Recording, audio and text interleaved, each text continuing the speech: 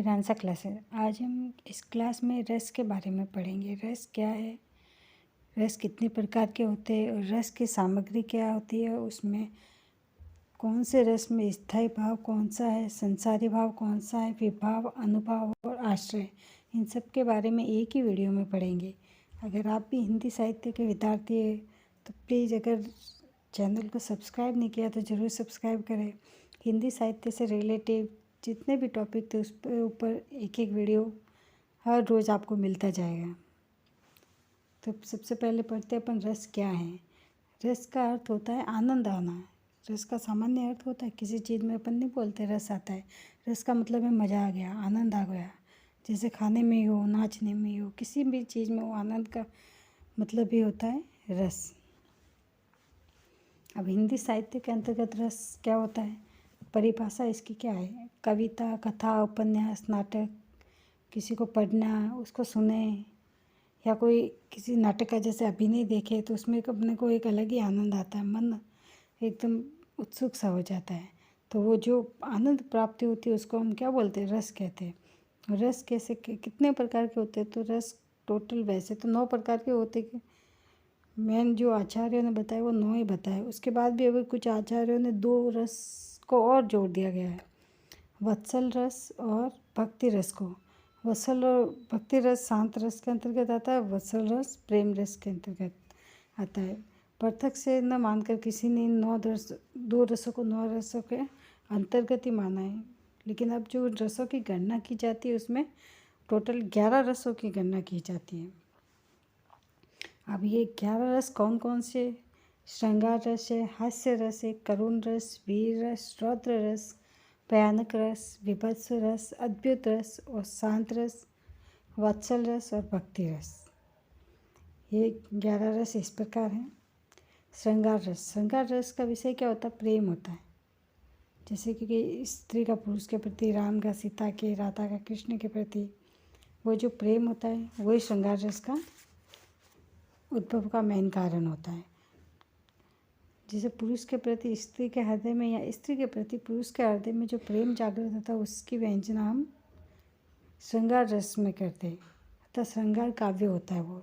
जैसे सीता और राम का प्रेम, गोपी और कृष्ण का प्रेम, तो वो क्या है, कौन सा वो प्रेम भाव है पति पत्नी के जैसा, तो उसको हम श्रृंगार रस के अंतर्गत। एक माँ बेटा के प्रति प्रेम भाव होता है वो वत्सल रस के अंतर्गत आता है। अब श्रृंगार रस में भी 2 प्रकार के होते हैं, एक सहयोग श्रृंगार होता है और एक वियोग श्रृंगार। वियोग श्रृंगार को हम विप्रलंब भी कहते हैं। अब सहयोग श्रृंगार में क्या होता है, जब प्रेमी और प्रेम पात्र जुदा नहीं होते, इसमें दोनों का मिलन के बारे में बता दिया जाता है। जैसे कि राम और सीता का वाटिका में मिलन होता है।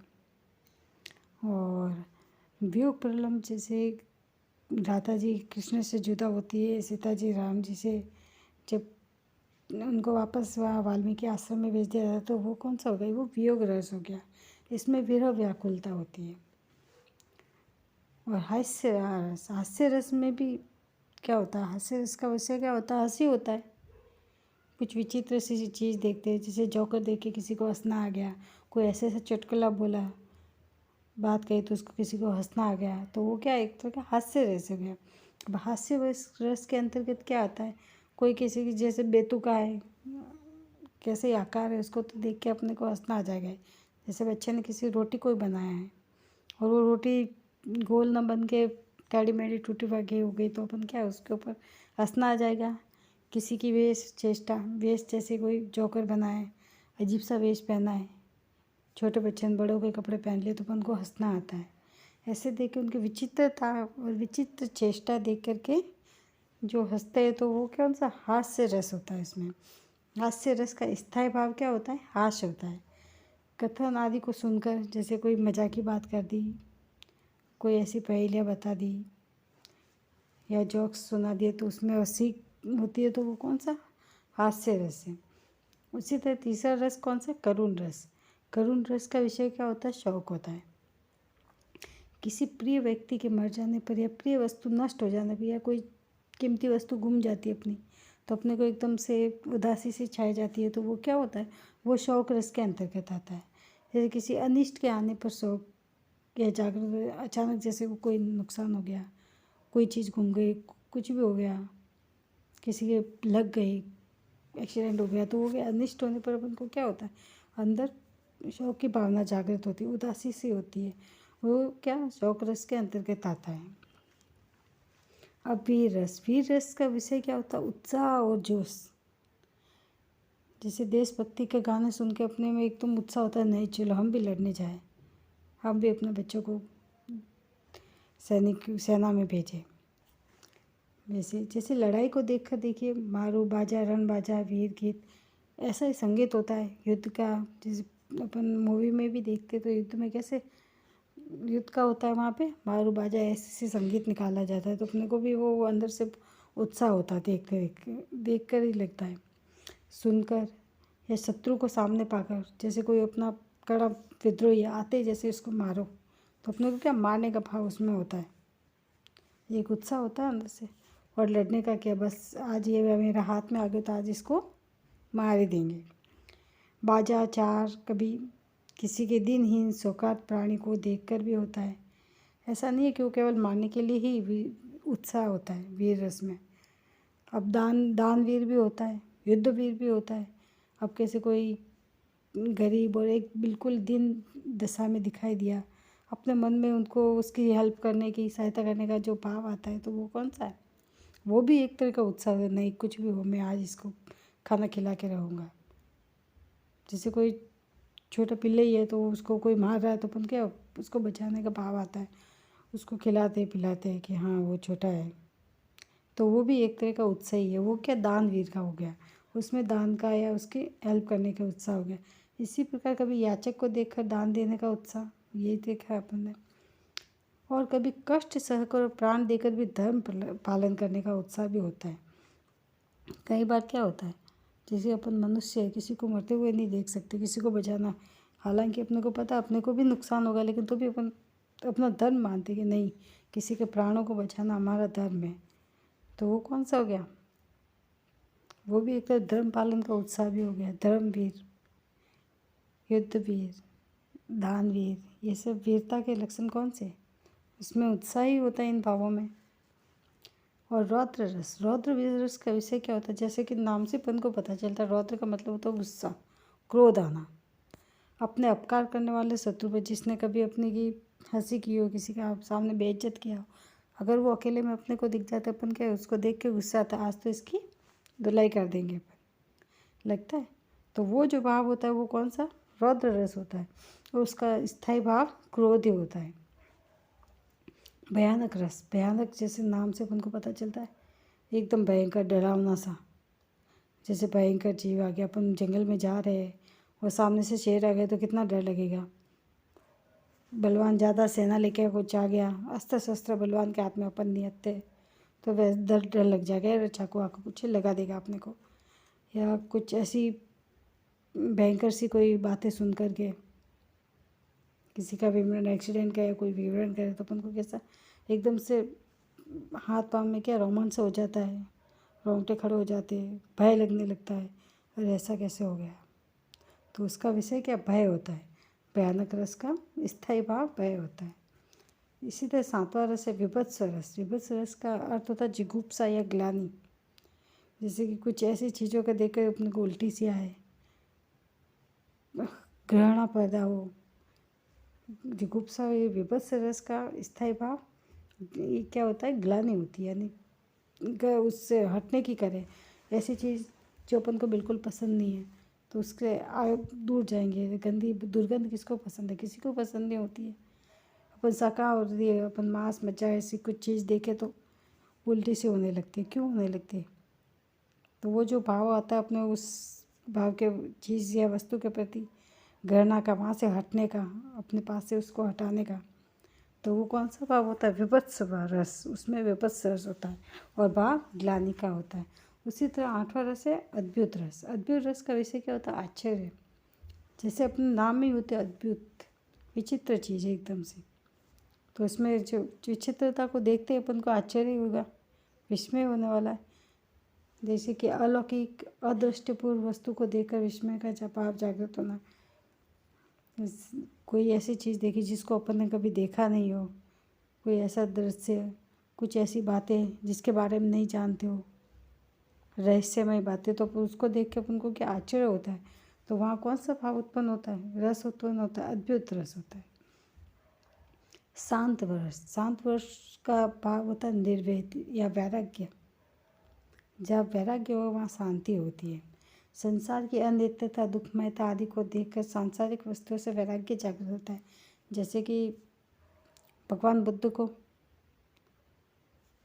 संसार के दुख दर्द को देखकर कि संसार में आते उनको सबको जाना, कितना दर्द भोगना पड़ा, दुख भोगना पड़ा, उनको क्या अपने जीवन के प्रति वैराग्य हो गया और संसार की भलाई का मार्ग ढूंढने लगे कि कैसे लोगों को दुख और दर्द से मुक्ति मिले।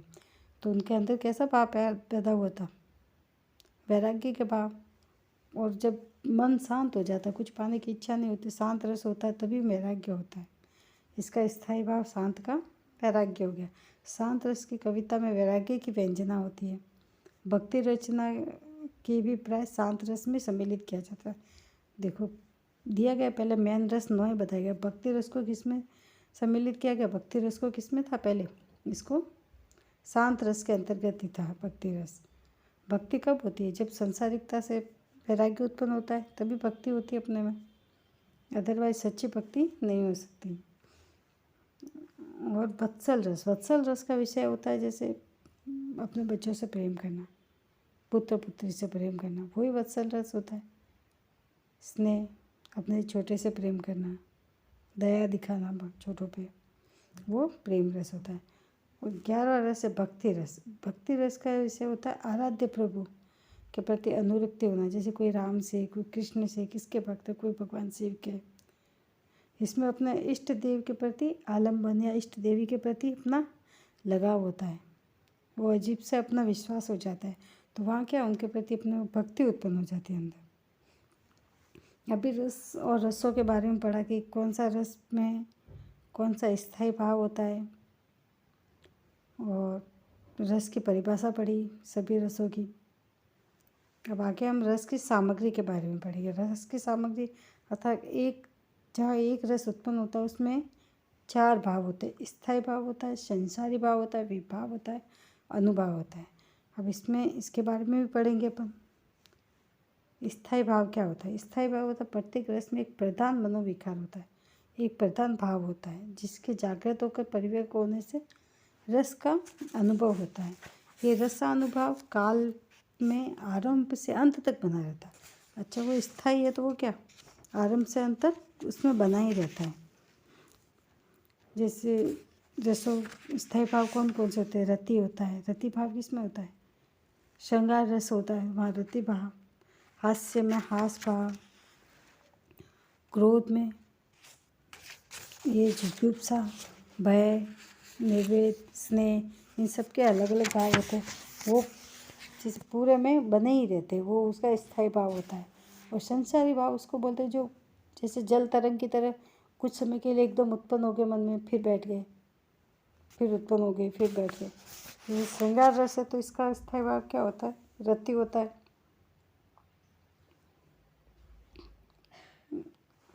स्थायी भाव उसका रति होता है।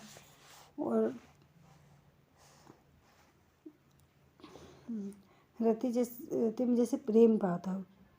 श्रृंगार रस में क्या आता है? पति पत्नी या नायक नायिका के बीच में प्रेम होता है, तो वो स्थायी होता है। वो ऐसे नहीं कि 1 सेकंड के लिए हुआ फिर दूसरे सेकंड में गायब हो गया, नहीं, वो स्थायी होता है। पूरे जब तक वो कथन चलता रहता है तब तक उसमें वो भाव बना रहता है, वो स्थायी कहलाता है। अब संसारी भाव का अर्थ होता है या व्यभिचारी भाव। संसारी भाव ये प्रधान मनोविकार के साथ छोटे छोटे कई और मनोविकार उत्पन्न होते हैं। जैसे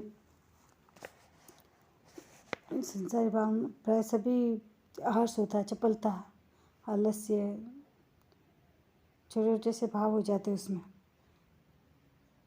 आते रहते हैं। वो छोटे भाव जो थोड़ी देर आके फिर वापस बुझ जाते, फिर आते उनमें, जब तक नायक नायिका के कथन चलते रहते उसमें चलता रहता है।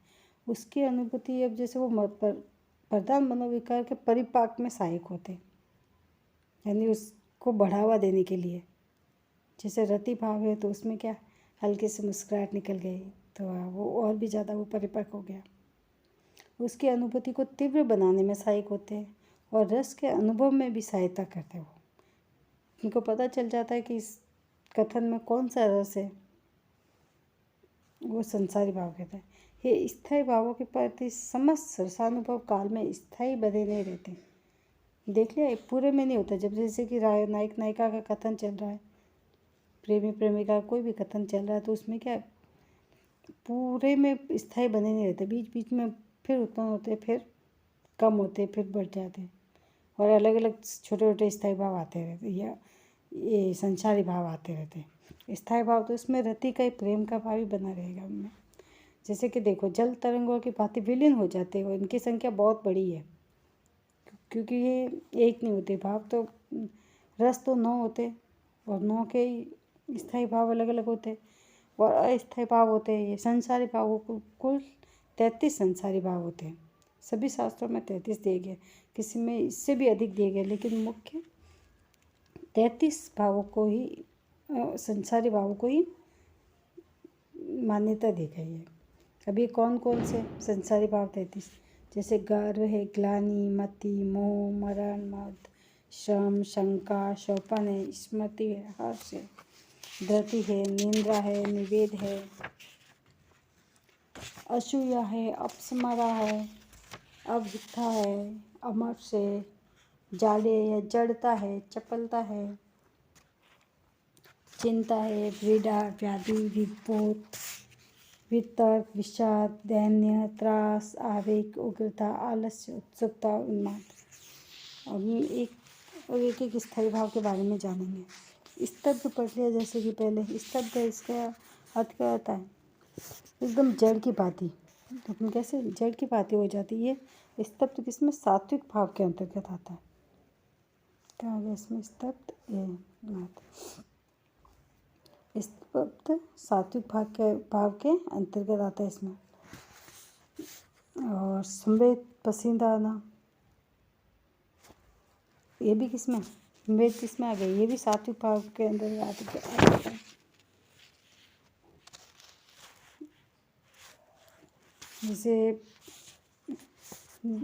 जैसे कि पहले गर्व ही लिया, गर्व स्थायी भाव लिया हमने, तो गर्व में क्या होता है? गर्व में होता है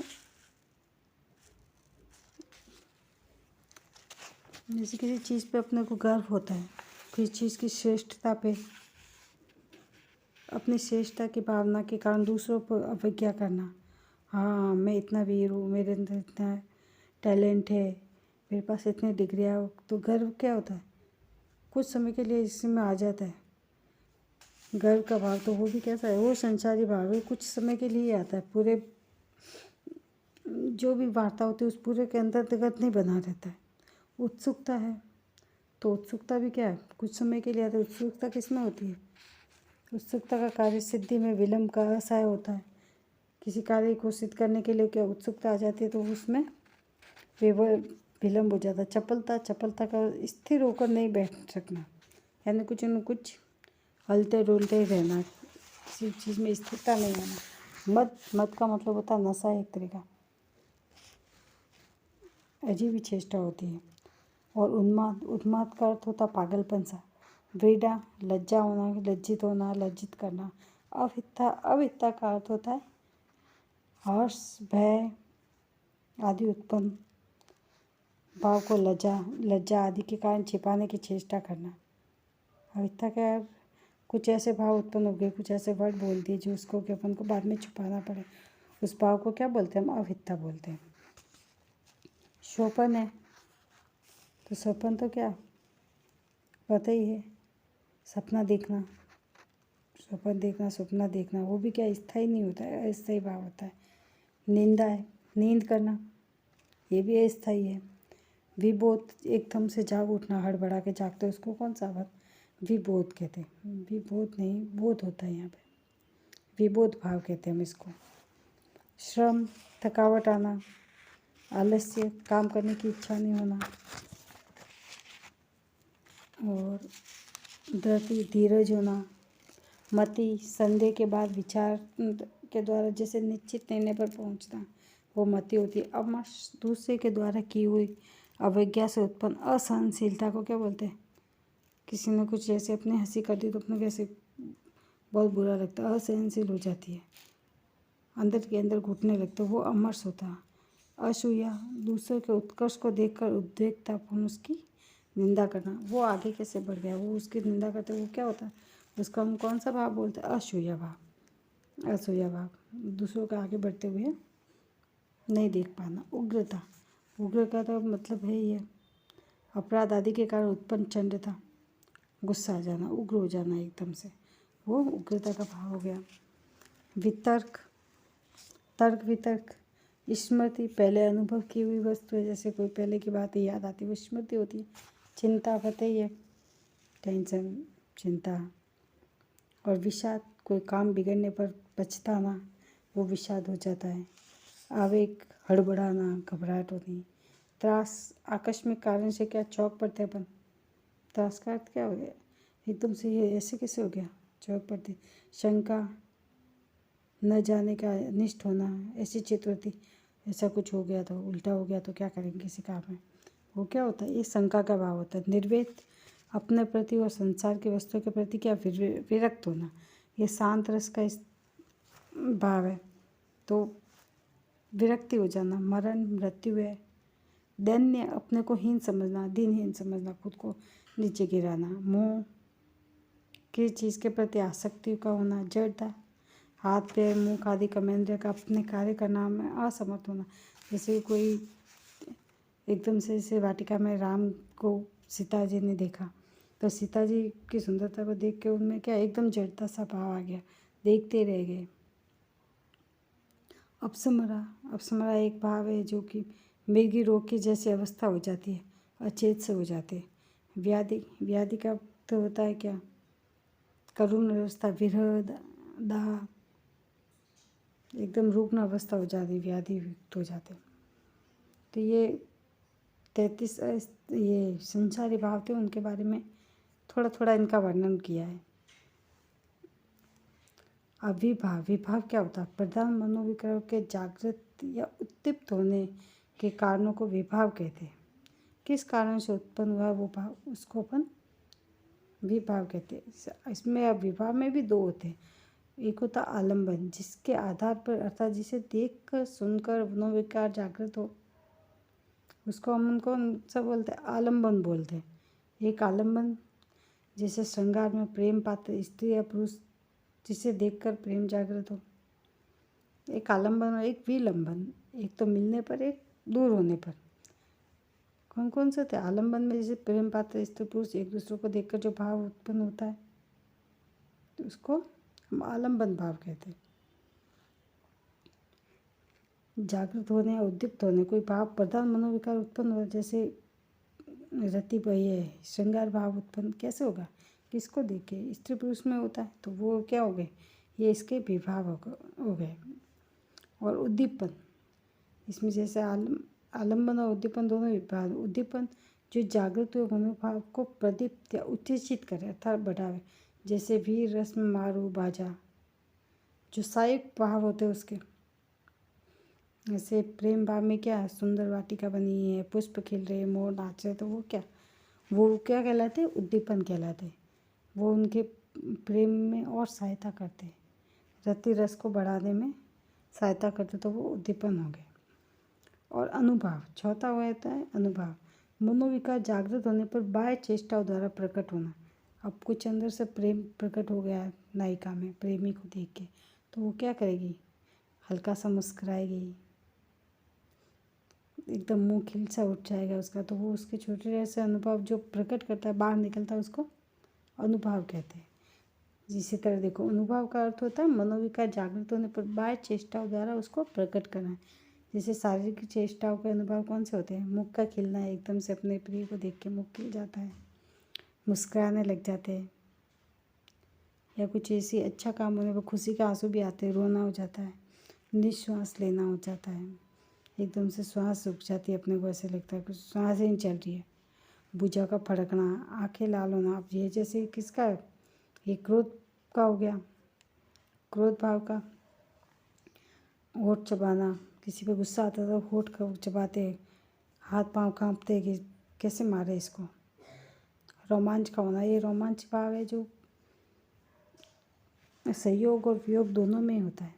ये सारे जितने भी भाव है उसमें होता है। नाक भौं चिकोड़ना, विभत्स रस में जैसे कोई चीज़ ऐसी दिखे तो अपन नाक भौं चिकोड़ते।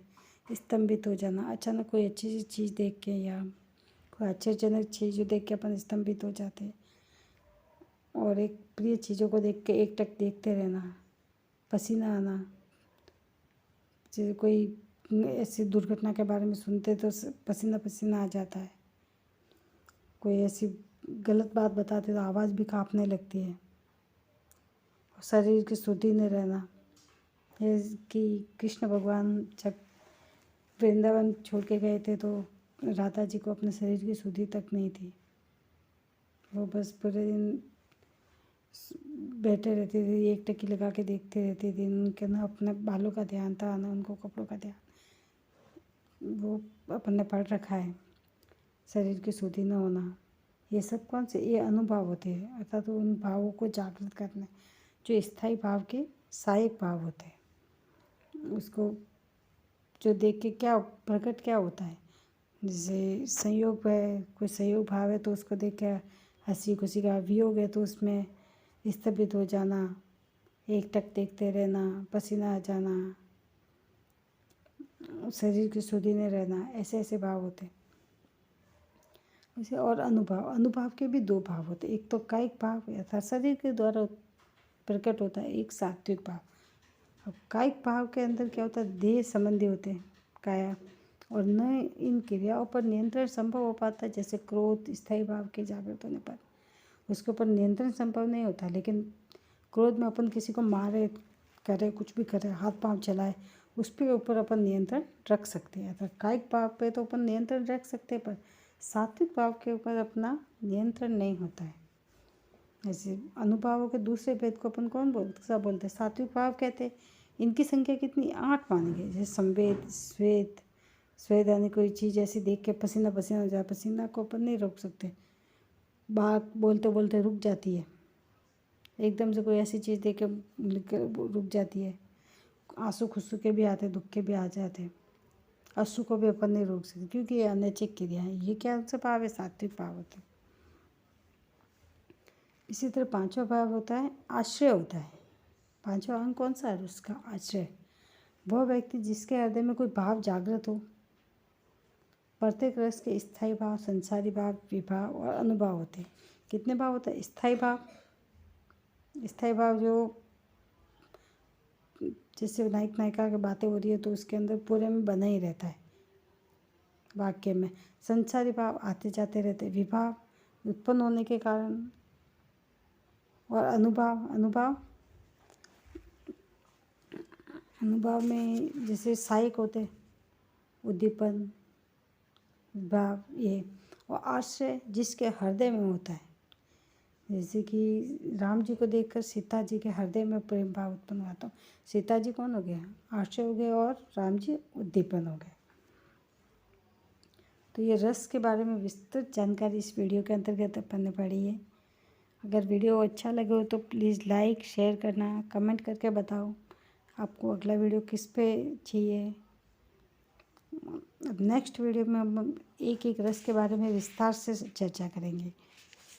इनमें से स्थायी भाव, संसारी भाव, और कोई भी एग्ज़ाम हो, कोई भी कॉम्पिटिटिव एग्ज़ाम हो 11th-12th को, उसमें कोई रस का एक वाक्य 2-3 जो होते हैं ना चरण दिए जाते हैं वाक्य के, और उनमें से पूछा जाता है इसका स्थायी भाव कौन सा है, इसमें संसारी भाव कौन सा है, विभाव कौन सा, अनुभव कौन सा, इसमें उद्दीपन कौन है, आश्रय कौन है।